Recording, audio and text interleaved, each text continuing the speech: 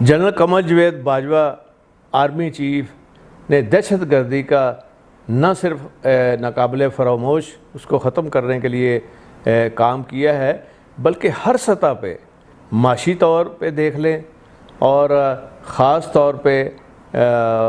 جہاں بھی ضرورت پڑی ہے وہ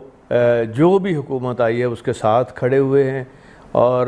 جمہوریت کے لیے ان کی خدمات الگ ہیں، اور عالمی سطح پر ملک کے اور قوم کے وقار کو بلند کرنے میں ان کا بہت اہم رول ہے اور ان کی بڑی خدمات ہیں۔ اور یہ لوگوں نے عجیب ایک منطق بنا لی ہے کہ قمر جاوید باجوہ صاحب کے خلاف بات کرتے ہیں۔ ان کو یہ سمجھ ہونی چاہیے کہ ان کے خلاف بات کرنا جو ہے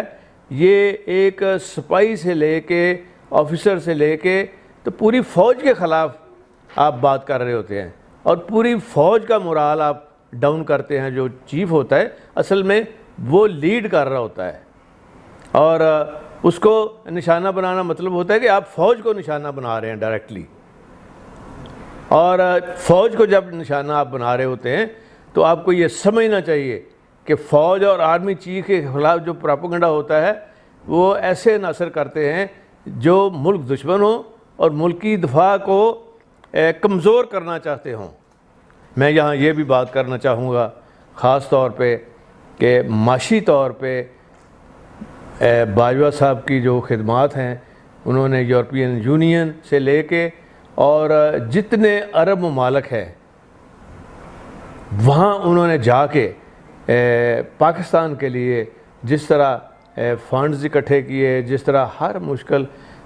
وقت میں انہوں نے جمہوری حکومت کا ساتھ دیا اور ان کو گائیڈ کیا، ان کے لیے بھاگ دوڑ کی اور ان کو مضبوط کیا۔ اور یہاں میں یہ بات خاص طور پہ کرنا چاہوں گا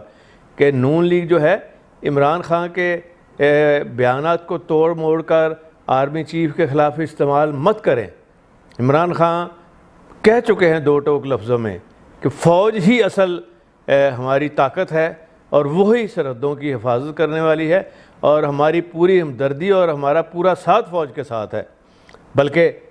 میں تو یہاں یہ بات کہنا ضروری سمجھتا ہوں کہ پاک فوج کے خلاف نواز شریف کا جو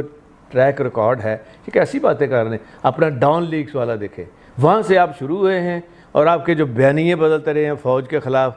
کیا کیا آپ اشارے کر کے ان کو کہتے رہے ہیں، اور پھر بھی انہوں نے جہاں جمہوریت کی بات ہوئی مضبوط کرنے کی تو اس موجودہ حکومت کو بھی متحرک ہیں ان کی جو بھی نالائکیاں اور بیوقوفیاں ہیں، باوجود اس کے کہ جو ان کو پتہ ہے سارا کچھ، وہ بھولے نہیں ہیں،